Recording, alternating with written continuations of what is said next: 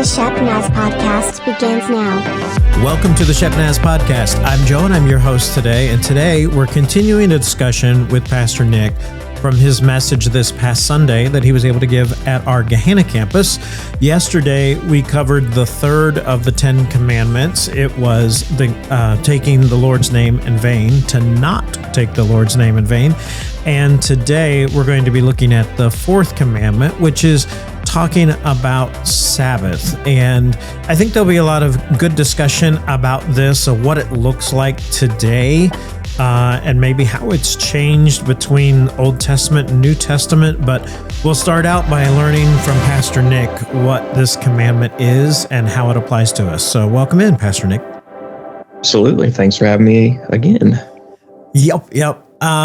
So this one, I think, is going to be an interesting commandment for us to talk about, because there was a couple weeks ago, Pastor Rob shared a message where he was kind of talking about, in general terms, all of the 10 Commandments, and kind of how do we know if these commandments apply to us today. And he was able to give us some great guidelines on that. And one of the tests is like, is this commandment reaffirmed in the New Testament? And the other thing he was looking at is, is this included in the two summation commandments that Jesus gives when he says, love the Lord your God with all your heart, mind, and soul. And then the second is like unto it, love your neighbor as yourself. And this particular commandment is one of those that is not specifically reaffirmed in the New Testament, but I'm sure we're going to get into all that. So where do we start? Yeah, so I'm glad you kind of teed that up for me, because as I was reading through, studying and things like that, like the Fourth Commandment, they said if you get the first three all jacked up, then the fourth will be all jacked up. To keep the Sabbath, to remember the Sabbath and to keep it holy. And that makes a lot of sense. We'll get into here, but they're all intertwined in a lot of ways. And so when the first four grouping, I would say, yeah, that's very much, they're all tied together, that if no other gods, and then make no idols, and those are reflected then in this Fourth Commandment, to remember the Sabbath day, to keep it holy. Again, kind of how I approached this was breaking down the phrases within the command to remember the Sabbath day, to keep it holy. And there was some of the commentaries that suggested like how we should approach this. One of them being like, what does it mean to remember? And so I got into that a little bit, that remembering, when we first talk about that, it's like, recalling something that we forgot. Remember, oh yeah, I forgot that. Remember. But in Scripture, like, remembering is just, it's not so much like a reaction from forgetfulness. It's like a response of faithfulness. When the cries of the people of Israel in Egypt had reached the Lord, he remembered his covenant.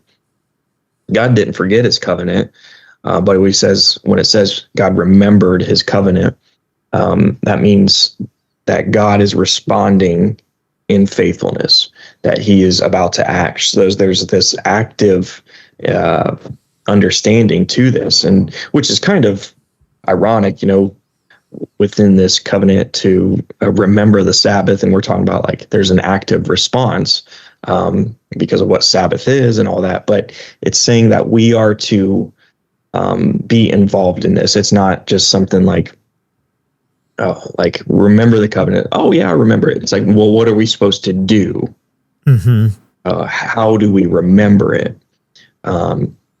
That's why I said it's ironic, because the Sabbath is to cease or desist, to rest from doing. So that's kind of the way I approached it is, and then that to the second half of that, to keep it holy, that the way I understand it, and it makes sense to me, remembering the Sabbath day. So when we do that part, that will result in keeping it holy. There's a few different approaches or thoughts to that, but so the key part for us is to remember the Sabbath day in order to, that was what some of the translations said, that for that last half of the command in verse 8, remember the Sabbath day in order to keep it holy. So remembering is very important, the Sabbath day and what that means. And so our response, and then we have to understand what the Sabbath day is. Sabbath, it comes from really what's introduced here is it's a day that God made holy, that is reflected in the creation account. God created everything in 6 days. And then on the seventh day, what did he do? He rested. He rested. Yeah. And that seventh day he made holy. And so just a little subtle thing, but God made it holy. And then we are to keep it holy, which I think is just a good thought for us. And we keep it holy by doing the remembering. So it's reflected in the creation account, but it's also reflected in God and how he operates. God works, God rests. And like I mentioned, that's what Sabbath means. It means to cease, desist, to rest from labor, and it lays it all out in the text for us that the seventh day, the Lord your God, is a day for the Lord your God. You should not do any work, but it's not just you, it's everybody else too.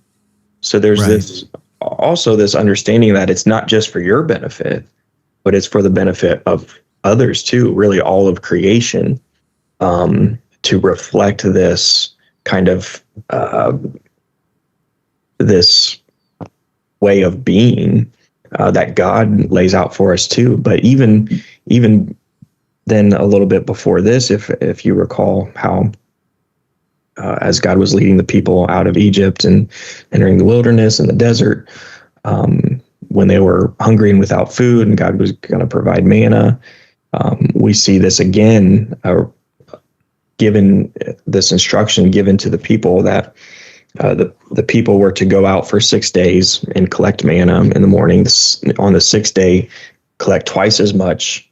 And on the seventh day, it's the Sabbath day, and don't go out and collect it because there won't be anything. So for us, that the way we understand it, it's really a big sign of trust, because trust and obedience. For the 6 people to say, oh, we haven't had food and God's providing food. Are we going to trust that there'll be enough food, or can we truly rest? Can we afford to do that? Can we, does it really make a lot of sense to do that? And so, some of them, if you recall, they don't. They go out, and what the Lord said happened. There's not going to be any, but that didn't stop some from going out. And so God wanted their trust, wanted their obedience, and I think that is the invitation for us as well. That we are to, when we are resting on that seventh day, and people argue, well, what is the seventh day? What is the Sabbath day? Is it Sundays? And so I don't think to get too legalistic about those types of things is really the point. But I think the deeper meaning behind those things is that it brings to our attention of who are we trusting in? Who are we serving? Are we accepting the gracious gift that God in himself enjoys, that has given to us, to rest from labor, to rest from the concerns of tomorrow, but to say, God. And so when we do put that into practice, we're saying, God, you are our God. You are the one we trust in, that we are not serving and working for other things. That's why I was talking about, like, all the other things are the first three commandments are all connected, because if you are serving other gods, other idols, whatever, you won't keep that holy. And that's what I put down here in my notes. It says, failing to remember and acknowledge Yahweh as the creator, the giver of Sabbath rest, and the extravagant provider will inevitably lead to the creation and worship of idols for productivity, prosperity, and protection. And that's a big deal, right? That's a big deal. But it's good for us to rest from the labor. And again, like growing up, I remember my pastor, and you probably recall maybe some from your younger days of how some would interpret this. Like, I remember my pastor growing up would say his pastor, like, they wouldn't even stop and get gas. Like, wow. Yeah. Like, to the extreme of, like, well, because we don't want to work. But it's like, if you move, you could say, well, that's work. So it's not to those kind of legalistic extremes. Right. But it's to that point, I was going to say, we saw that even play out in the New Testament when the disciples were grabbing grain along the roadway to eat, and it was on Sabbath, and everybody started having a conniption fit because it was like, you did work. I mean, what we wouldn't think of as work. I mean, we certainly wouldn't think of preparing a meal, or even in the very simplest way of just grabbing, let's say there's a strawberry out in the field and we grab a strawberry and eat it. We would not have considered that work, but they had become so legalistic about it that they felt like that was a violation of the Sabbath. And kind of unpacking a little bit of what you were talking about with remembering, while you were talking about that, one word that kept coming to my mind was honoring. Yes. And I think we can see how those two concepts go together in our culture, in English words, of what that means, remembering by honoring. Oftentimes you'll see award shows, and maybe they're going to give a lifetime achievement award, and they'll have a video collage of everything that person has accomplished throughout their life, and then they give them an award at the end of that video. In that same way, we are, by remembering what he has done, it's like you said, it's not that I forget something and then I need to remember it. It's honoring what has happened already in the past. And so I'm honoring this day. And I guess another thing that I would also point out is that for us, it's a day of rest. That's what it's intended to be.